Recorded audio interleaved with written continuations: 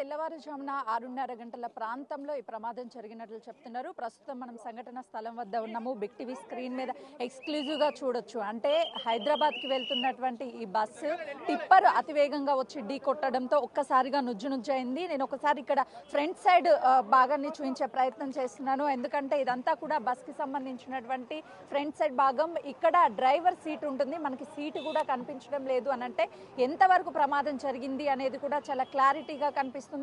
Bus ముందు భాగం అంతా కూడా నుజ్జునుజ్జైంది. ఎందుకనంటే ఎగ్జాక్ట్గా ఎదురుగా వస్తున్నటువంటి నిండు టిప్పర్, కంకరాలతో ఉన్నటువంటి టిప్పర్ ఒక్కసారిగా బస్సు సగభాగం వరకు కూడా దూసుకు వెళ్ళినటువంటి సిచ్యువేషన్ ఉంది. దాంతో ఇక్కడ కూర్చున్నటువంటి డ్రైవర్ మొత్తం కూడా నుజ్జునుజ్జు అయిపోయాడు. లోపల ఉన్నటువంటి ప్రయాణికులు అంటే బస్కి సంబంధించి ఇటు రైట్ సైడ్ డ్రైవర్ కూర్చున్నాడు. ఇక్కడ ఉన్నటువంటి సీట్స్ అన్ని కూడా దాదాపు 5 రోళ్ల వరకు ఈ కంకర రాళ్ల కింద పడిపోయినటువంటి సిచ్యువేషన్ కనిపిస్తుంది. పైన ఉన్నటువంటి టాప్ అండ్ మొత్తం కూడా పోయింది. అంటే టిప్పర్ అతివేగంగా రావడమే ఈ ఘటనకి ప్రధాన కారణం అని చెప్తున్నారు. ఇప్పటికే రెస్క్యూ టీమ్ అంతా కూడా ఇక్కడికి చేరుకొని ఇదంతా క్లియర్ చేశారు. ప్రస్తుతానికి అటు రెస్క్యూ టీంతో పాటు ట్రాఫిక్ పోలీసులంతా కూడా క్లియర్ చేస్తున్నారు.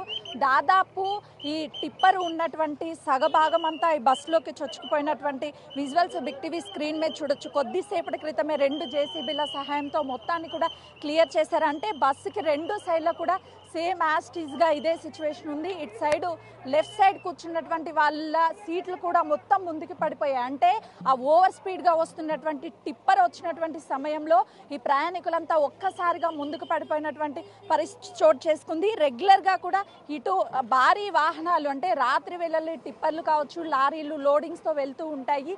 ఉదయం 6:30 గంటల ప్రాంతంలో ఒక్కసారిగా హైదరాబాద్కి వెళ్తున్నటువంటి ఈ బస్కి ఇటు చేవెళ్ళ వస్తున్నటువంటి లారీ ఆపోజిట్ వచ్చి టిప్పర్ ఢీకొందని చెప్తున్నారు. లోపల మొత్తం మనం ఒక్కసారి చూస్తే విజువల్స్ లో మనకి కంకర రాళ్లే కనిపిస్తున్నాయి. ఆ టైంలో ప్రయాణికులు ఒక్కసారిగా కేకలు వేసినప్పటికీ ఎవ్వరూ కూడా ఈ ప్రాంతంలో చుట్టుపక్కల ప్రాంతంలో లేకపోవడం వల్ల ఈ ఘటన జరిగిన తర్వాత ఇందులో ఉన్నటువంటి ప్రయాణికులు కొంతమేరకు పోలీసులకు కాల్ చేయడము, ఆ తర్వాత అంబులెన్స్ రావడము, వచ్చిన తర్వాత ప్రయాణికులందరినీ కూడా హాస్పిటల్కి తరలించారు. ఒకసారి మనం సీట్లన్నీ కూడా గమనించవచ్చు. కంకర రాళ్లతో పూర్తిగా బస్ అనేది నిండిపోయింది. అంటే ఓవర్ స్పీడ్గా వచ్చినటువంటి టిప్పర్ ఎంత ఓవర్ స్పీడ్గా వచ్చుంటే ఆ లోపల ఉన్నటువంటి కంకర్ మొత్తం కూడా బస్సులో పడింది అనేది మనకు కనిపిస్తుంది. ఒక్కసారి బస్ భాగాన్ని మొత్తాన్ని కూడా పరిశీలించవచ్చు.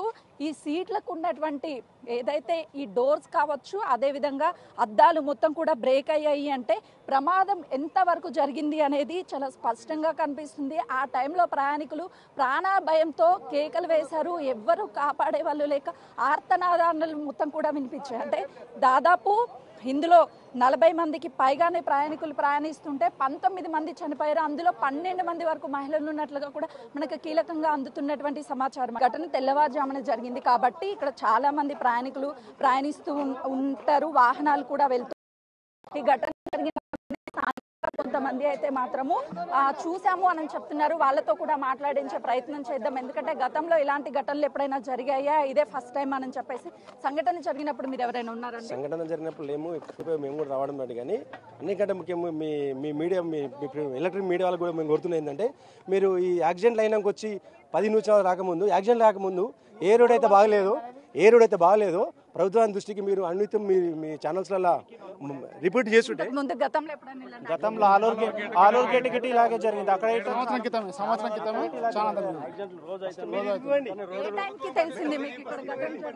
ఇప్పుడు కొద్దిగా 6:30 గంటలకు స్టార్ట్ అయింది. ఏం దెబ్బ ఛానల్ రోడ్డు ఎప్పుడు మంచిగా చేస్తలేరు. అయితే మాట్లాడారు కానీ రోడే చేస్తలేరు. ఇది ఓవర్ స్పీడ్ వస్తూ ఉంటాయా వాహనాలు?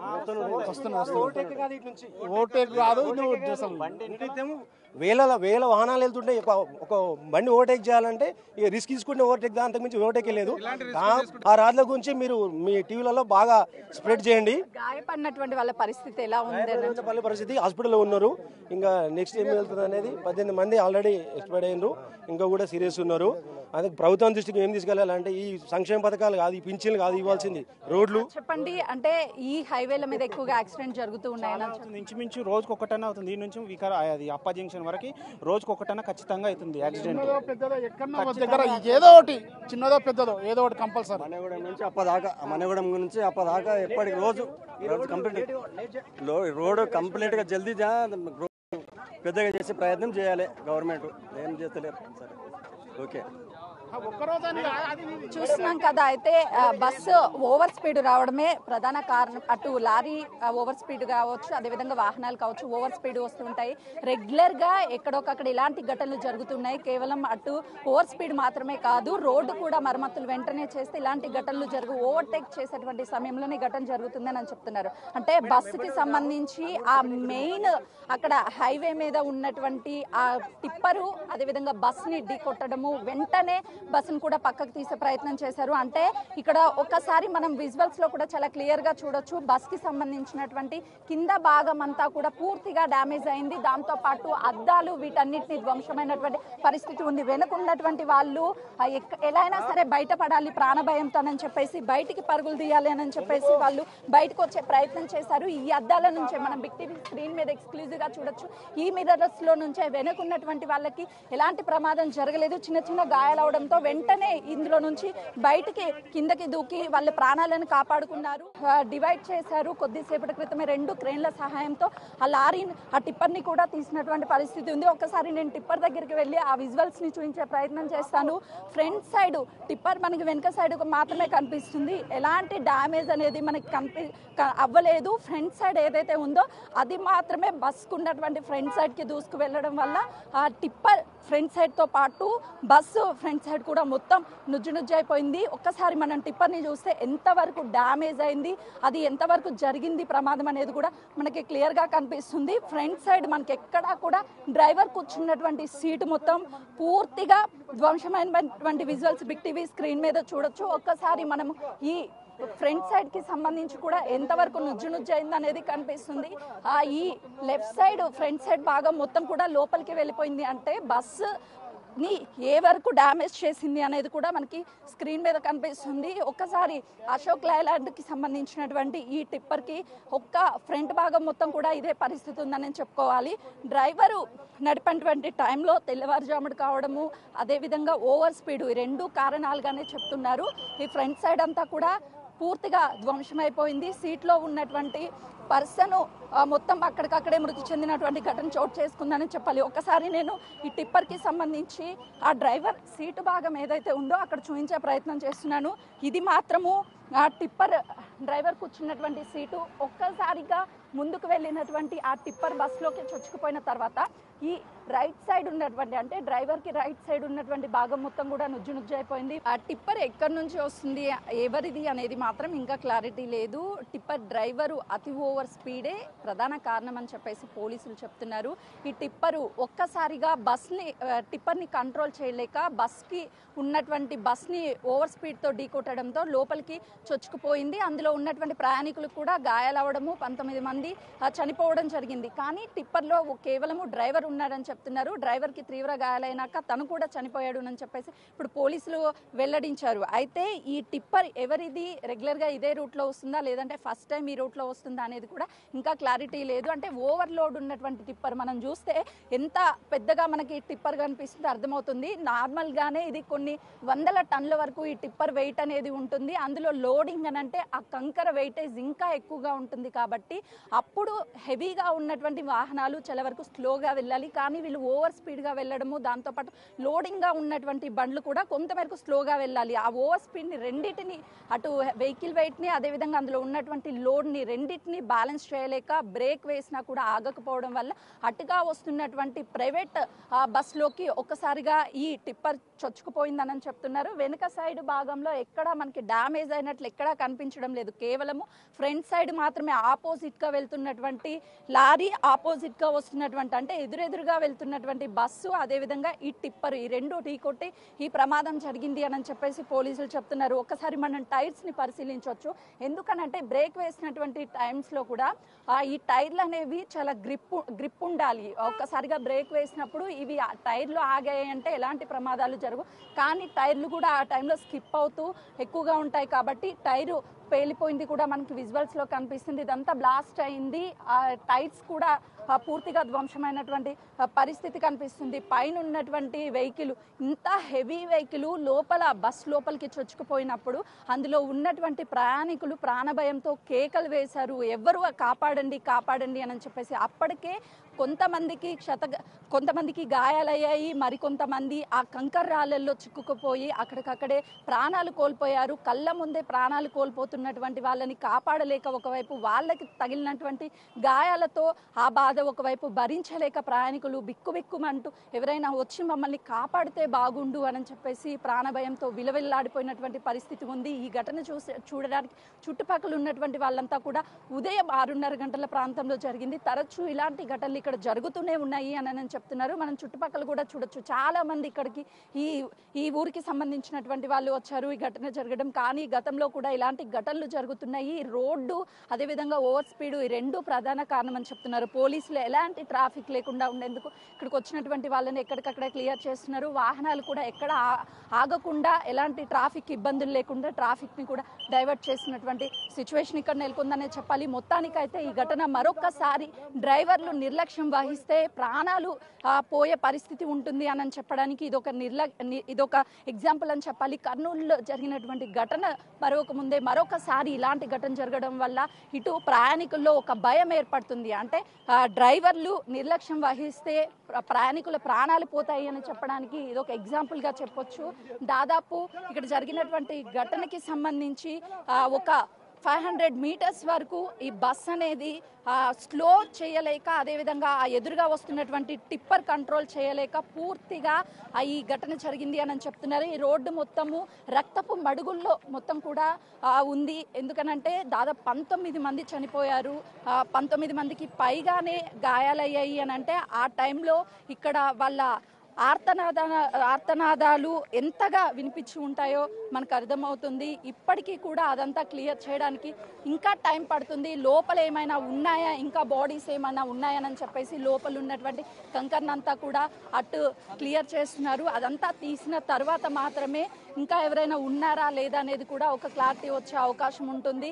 బస్సు మొత్తం కూడా కంకర రాళ్లతో ఉదయం నిండిపోయింది. అందులో ఉన్నటువంటి ప్రయాణికులు ఆ కంకర రాళ్ళు లోపల చిక్కుకుపోయి ఉన్నారు. వాళ్ళని తీసేటువంటి టైంలో రెస్క్యూ చేసి చాలా వరకు ప్రాణాలు అప్పటికే కోల్పోయి ఉండడంతో ఎవరు ఏం చేయలేకపోయాము అని చెప్పేసి చెప్తున్నారు. కానీ ఇలాంటి ఘటనలు ఈ హైవేల మీద తరచూ జరుగుతూ ఉన్నాయి. ఆపాలి అంటే రోడ్డు మరమ్మతులు చేయాలి అని చెప్పేసి స్థానికులు చెప్తున్నారు. కంకర్ని తొలగించడానికి 45 నిమిషాల పాటు టైం పడుతుంది అని అంటే ఆ కంకర ఎంతవరకు లారీలో టిప్పర్లో ఉన్నటువంటి కంకర్ బస్సులోకి నిండిపోయింది అనేది అర్థమవుతుంది.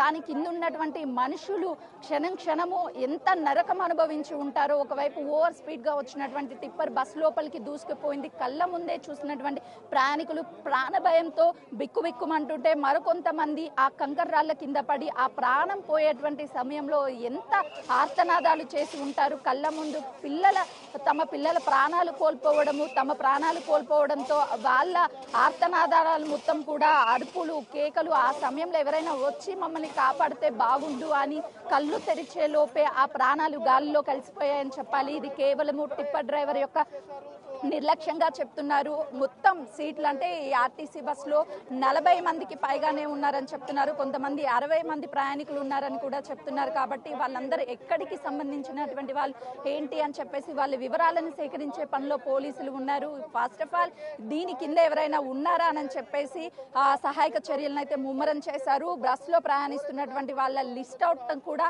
కొద్దిసేపటి క్రితమే పోలీసులు సమాచారాన్ని సేకరిస్తున్నామని చెప్తున్నారు. ప్రమాదానికి గల కారణాలను కూడా ఒకవైపు పోలీసులు మేము మొత్తం కూడా ఈ వివరాలను సేకరించే పనిలో ఉన్నామని చెప్తున్నారు. ఫ్రంట్ సైడ్ మాత్రమే ఎక్కువగా టిప్పర్లో ఉన్నటువంటి కంకర మొత్తం ఆ బస్సులో పడిపోయింది. రైట్ సైడ్ అంటే డ్రైవర్ కూర్చున్నటువంటి భాగం నుజ్జు అవ్వడంతో పాటు ఘటనా స్థలానికి చేరుకొని ఈ జరిగింది అని చెప్పేసి అంటున్నారు. ఇద్దరు కొద్దిసేపటి క్రితమే మరి ఇద్దరు చనిపోయినట్లు, అంటే చనిపోయినటువంటి వారి సంఖ్య 2 పెరిగిందంటే దాదాపు 21 మంది చనిపోయారు. మరికొద్ది సేపట్లోనే మంత్రి పొన్నం ప్రభాకర్ కూడా ఘటనా స్థలానికి చేరుకోబోతున్నారు. ఉదయం జరిగినటువంటి ఈ ఘటనతో ఒక్కసారిగా అందులో ప్రయాణిస్తున్నటువంటి ప్రయాణికులు ఎంతమంది, ఎవరెవరు ప్రయాణిస్తున్నారో, ఎక్కడి నుంచి వెళ్తున్నారు అన్న వివరాలను కూడా పోలీసులు సేకరించే పనిలో ఉన్నారు. ఇప్పటికే మృతుల సంఖ్య కూడా పెరిగింది. కొద్దిసేపటి క్రితమే మరి 2 చికిత్స పొందుతూ మరణించినట్లు తెలుస్తుందంటే ఓవరాల్ గా 21 మెంబర్స్ ప్రాణాలు కోల్పోయారు. మరికొంతమందికి చికిత్స అందిస్తున్నారు. మరికొద్ది సేపట్లోనే మంత్రి పొన్నం ప్రభాకర్ కూడా ఘటనా స్థలానికి చేరుకుంటారు. ఘటనకు గల కారణాలు అడిగి తెలుసుకోవడంతో పాటు ఇప్పటికే ఆ ట్రీట్మెంట్ అందిస్తున్నటువంటి వాళ్ళకి మెరుగైన వైద్యం అందించాలని కూడా ప్రభుత్వం తరపున ఆదేశాలను జారీ చేశారు. పోలీసులు దగ్గర ఉండి ఈ ఘటనకి సంబంధించి అసలు ఏం జరిగింది ఏంటి అని చెప్పేసి డెప్త్ ఇన్వెస్టిగేషన్ కూడా కొనసాగిస్తున్నారని చెప్పాలి. ఇంకా లోపల ఉన్నటువంటి టిప్పర్లో నుంచి పడినటువంటి కంకర్ ఏదైతే ఉందో ఆ కంకర్ని కూడా బయటికి తీస్తున్నారు. ఎవరైనా సరే లోపల చిక్కుకుపోయి ఉంటారేమో అన్న చెప్పి వాటిని క్లియర్ చేస్తున్నటువంటి పరిస్థితి ఉంది. మరొక 45 నిమిషాల పాటు కూడా టైం పట్టే అవకాశం ఉంటుంది లోపల ఉన్నటువంటి కంకర్ మొత్తాన్ని కూడా బయటికి తీసేందుకు. ఆ తర్వాత ఎవరెవరు ఇంకా లోపల ఎవరైనా సరే మృతదేహాలు ఉన్నాయా లేదా అనే విషయం కూడా ఒక క్లారిటీ వచ్చే అవకాశం ఉంటుంది. బస్కి సంబంధించినటువంటి డ్రైవర్ పరిస్థితి కూడా చాలా సీరియస్గా ఉంది అని చెప్పేసి పోలీసులు చెప్తున్నారు. ఒకవైపు టిప్పర్ డ్రైవర్ ఇప్పటికే మృతి చెందాడు కాబట్టి కుటుంబాలకి, ఎవరైతే ప్రయాణికులు ఉన్నారో వాళ్ళకి సంబంధించినటువంటి కుటుంబాలకు కూడా సమాచారం అందించారు. స్థానికంగా ఉన్నటువంటి ప్రభుత్వ హాస్పిటల్లో అయితే వాళ్ళ డెడ్ బాడీస్ని అక్కడికి తరలించాము అని చెప్తున్నారు.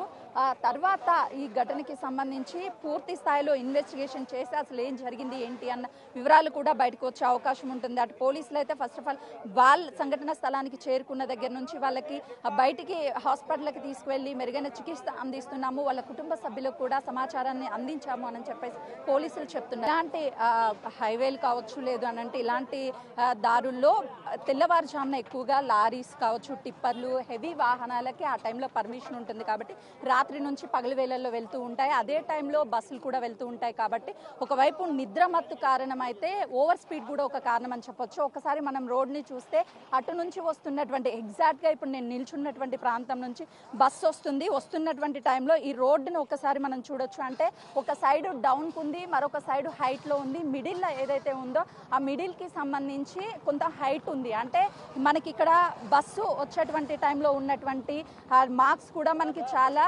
క్లియర్గా కనిపిస్తుంది. ఎగ్జాక్ట్గా మనకు కనిపిస్తుంది. అంటే బస్సు ఎంతవరకు కంట్రోల్ చేయడానికి వచ్చినప్పటికీ కూడా ఎదురుగా వస్తున్నటువంటి ఆ టిప్పర్ అనేది అదుపు తప్పి ఆ బ్రేక్స్ ఎగ్జాక్ట్గా ఇది చూపిస్తున్నటువంటి మార్క్ ఉంది కదా, ఇది బస్కి సంబంధించినటువంటి మార్కు. ఎక్కడైతే టిప్పర్ ఎదురుగా వస్తుందో ఆ టిప్పర్కి సంబంధించినటువంటి మార్కు కూడా నేను చూపించే ప్రయత్నం చేస్తున్నాను. ఇది ఎగ్జాక్ట్గా టిప్పర్ వస్తున్నటువంటి మార్కు. అంటే ఆపోజిట్గా వస్తున్నటువంటి బస్సు, అదేవిధంగా టిప్పర్ మార్కు, ఈ రెండు మనకు కనిపిస్తుంది. ఇక్కడ టిప్పర్ మార్క్ కనిపిస్తుంటే అక్కడ బస్కి సంబంధించినటువంటి మార్క్ కనిపిస్తుంది. ఈ గ్యాప్ ఏదైతే దాదాపు ఒక 4 ఫీట్ల వరకు మనకు కనిపిస్తుంది. ఈ గ్యాప్లో నుంచే ఈ రెండింటికి సంబంధించినటువంటి మార్క్స్ ఎక్కడైతే మనకు కనిపిస్తుంది, ఈ గ్యాప్లోనే బస్సు ఆగిపోవడము, ఆ తర్వాత ఓవర్ స్పీడ్గా వస్తున్నటువంటి టిప్పరు, ఈ రెండు కూడా ఇక్కడే ఢీకొట్టాయి. దాదాపు బస్సు అదేవిధంగా టిప్పర్కి సంబంధించి ఇంతే గ్యాప్ అనేది మనకు విజువల్స్లో కనిపిస్తుంది. ఈ రోడ్డు అనేది దాదాపు 100 ఫీట్కి ఉంటుంది. కానీ రోడ్డు వెడల్పు ఉన్నప్పటికీ పక్కనే ఉన్నటువంటి డౌన్ ప్రాంతం ఇదంతా కూడా ఆ పొలాలకి సంబంధించినటువంటి ప్రాంతము. ఒకవేళ స్కిడ్ అయితే ఖచ్చితంగా ఇలాంటి ప్రమాదాలు జరుగుతాయి. గతంలోనూ ఇదే ప్రమాదాలు జరిగాయని చెప్తున్నారు. అంటే లోపల ఉన్నటువంటి మృతులు ఎవరైతే చనిపోయారో వాళ్ళకి సంబంధించినటువంటి చెప్పులు, అదేవిధంగా వస్తువులన్నింటినీ కూడా తీస్తున్నారు. బిగ్ టీవీ స్క్రీన్ మీద చూడొచ్చు. అంటే మహిళలు ఎంతమంది ఉన్నారు, పురుషులు ఎంతమంది ఉన్నారు, వాళ్ళకి సంబంధించినటువంటి వస్తువులన్నీ కూడా లోపల ఉన్నటువంటి ఒక్కొక్క వాటిని బయటికి తీస్తున్నటువంటి సిచ్యువేషన్ ఉంది. మొత్తానికైతే మాత్రం మృతుల సంఖ్య మరింత పెరిగే అవకాశం ఉన్నట్లుగా కూడా అటు భావిస్తున్నారు. కొంతమందికి సీరియస్గా ఉంది అని చెప్పేసి చెప్తున్నారు.